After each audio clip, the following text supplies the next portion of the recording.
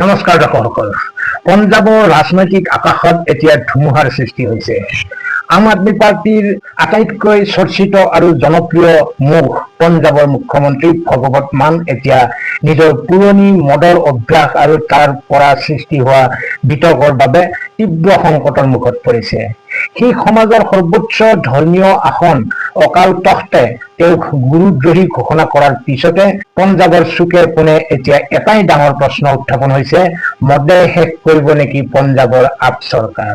আহক আজি সেই বিষয়ে কিছু কথা পাতো।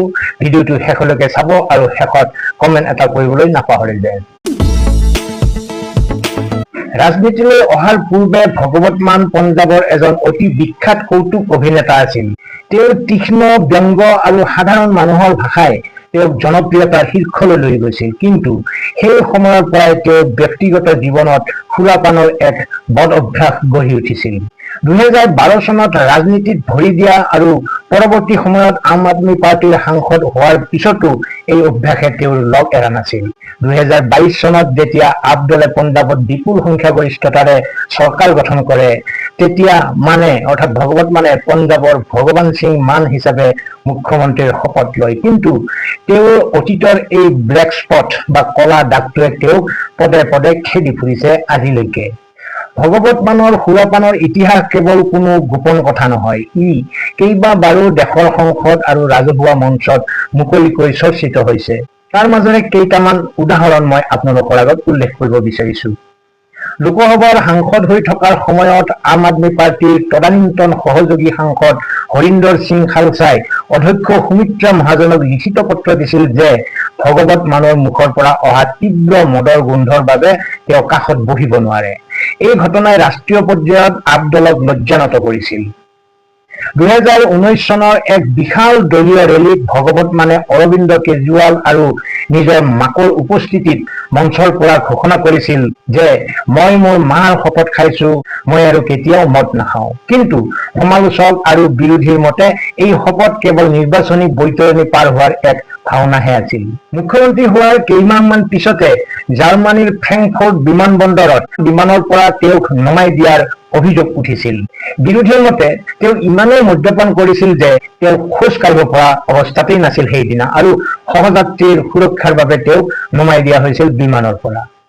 অলপতে পঞ্জাৱ বিধানসভাৰ মজিয়াত কংগ্ৰেছ আৰু আকালি দলে গুৰুতৰ অভিযোগ তুলিছিল যে মুখ্যমন্ত্ৰীয়ে সুৰাপান কৰি সদনত প্ৰৱেশ কৰিছে। বিৰোধী দলৰ নেতা প্ৰতাপ সিং বাজৱাই মুখ্যমন্ত্ৰীৰ ডোৰষ্টেপ কৰাৰো দাবী জনাইছিল। পঞ্জাবৰ ৰাজনীতিত দিল্লী বা আন ৰাজ্যৰ দৰে কেৱল ভোট আৰু অৰ্থনীতিৰ সমীকৰণ নচলে। ইয়াত ধৰ্ম আৰু সংস্কৃতিৰ প্ৰভাৱ আটাইতকৈ বেছি।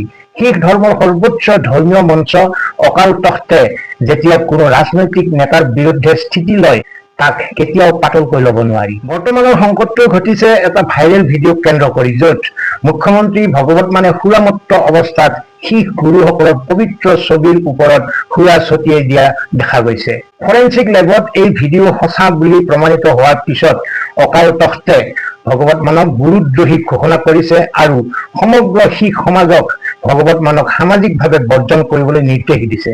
পঞ্জাবৰ দৰে শিখ সংখ্যাগৰিষ্ঠ ৰাজ্য এখনত এজন মুখ্যমন্ত্ৰীক ধৰ্মীয়ভাৱে বহিষ্কাৰ কৰাৰ অৰ্থ হৈছে তেওঁৰ চৰকাৰৰ ভেটি কঁপি উঠা। আপ দলৰ ভিতৰতে থকা শিখ বিধায়ক আৰু মন্ত্ৰীসকল এতিয়া মহা ধৰ্ম সংকটত পৰিছে। তেওঁলোকে দলীয় অনুগত হৈ থাকিব নে ধৰ্মীয় আদেশ মানি চলিব? অকাল তখ্তে ইতিমধ্যে চৰকাৰৰ সকলো শিখ মন্ত্ৰী বিধায়কক তলব কৰিছে। অহা 29 জুনত তেওঁলোকে অকাল তখ্তেৰ ওচৰত হাজিৰ হ'ব লাগিব। ভগৱত মানৰ এই মদাহী পুৰাণ আৰু ধৰ্মীয় সংঘাতে আম আদমি পাৰ্টিৰ চৰকাৰখনক ধ্বংসৰ গৰাহলৈ ঠেলি দিব পাৰে নেকি? ইয়াৰ কেইটামান দিশ লক্ষণীয়। শিৰোমণি আকালি দল আৰু কংগ্ৰেছে এই ইছ্যুটোক লৈ পঞ্জাবৰ জনসাধাৰণৰ আৱেগক উচতাবলৈ আৰম্ভ কৰিছে। পঞ্জাবত ধৰ্মীয় অৱমাননা অতি স্পৰ্শকাতৰ বিষয়। যদিহে অকাল তখ্তৰ চাপ বাঢ়ি যায়, তেন্তে আপ দলৰ পঞ্জাবী শিখ বিধায়কসকলে নিজৰ ৰাজনৈতিক ভৱিষ্যত সুৰক্ষিত কৰিবলৈ চৰকাৰৰ বিৰুদ্ধে বিদ্ৰোহ কৰিব পাৰে বা ভগৱত মানক মুখ্যমন্ত্ৰী পদৰ পৰা আঁতৰাবলৈ দিল্লীৰ নেতৃত্বক অৰ্থাৎ অৰবিন্দ কেজৰিৱালক বাধ্য কৰিব পাৰে। মুখ্যমন্ত্ৰীজন এনে বিতৰ্কত সোমাই থকাৰ বাবে পঞ্জাবৰ আইন শৃংখলা পৰিস্থিতি আৰু ড্ৰাগছ সমস্যাৰ দৰে গুৰুত্বপূৰ্ণ বিষয়সমূহৰ পৰা চৰকাৰৰ মনোযোগ আঁতৰি গৈছে। ভগৱত মানে এই সকলোবোৰ অভিযোগক বিৰোধী ৰাজনৈতিক ষড়যন্ত্ৰ বুলি উৰুৱাই দিছে। তেওঁৰ মতে তেওঁৰ ক্ৰমবৰ্ধমান জনপ্ৰিয়তা সহ্য কৰিব নোৱাৰি পুৰণি পৰাজিত শক্তিবোৰে ধৰ্মক ব্যৱহাৰ কৰি তেওঁক আক্ৰমণ কৰিছে। কিন্তু দৰ্শকসকল, পঞ্জাৱৰ ইতিহাস সাক্ষী আছে যে ইয়াত ধৰ্ম আৰু অকাল তখ্তৰ আদেশৰ বিৰুদ্ধে গৈ কোনেও বেছিদিন ৰাজ কৰিব পৰা নাই। যদিহে ভগৱত মানে সোনকালে এই ধৰ্মীয় সংকটৰ পৰা নিজক মুক্ত কৰিব নোৱাৰে আৰু নিজৰ ব্যক্তিগত আচৰণ সংশোধন নকৰে, তেন্তে তেওঁৰ এই মদৰ অভ্যাস কেৱল তেওঁৰে নহয়, বৰঞ্চ পঞ্জাৱত আম আদমি পাৰ্টিৰ চৰকাৰখনৰে পতনৰ মূল কাৰণ হৈ পৰিব পাৰে। দৰ্শকসকল, আমি সততে দেখিছো মদে মানুহৰ জীৱন ধ্বংস কৰে।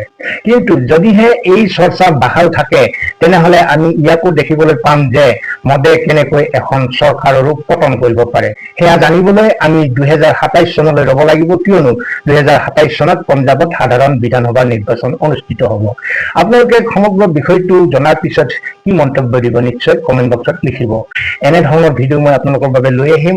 প্ৰথমবাৰৰ কাৰণে কৈছো, আপোনালোকে চেনেলটো ছাবস্ক্ৰাইব কৰিব আৰু বন্ধু মহললৈ ভিডিঅ'টো শ্বেয়াৰ কৰি দিব। আজিলৈ এৰিছো, ভালে থাকক, কুশলে থাকক, ধন্যবাদ।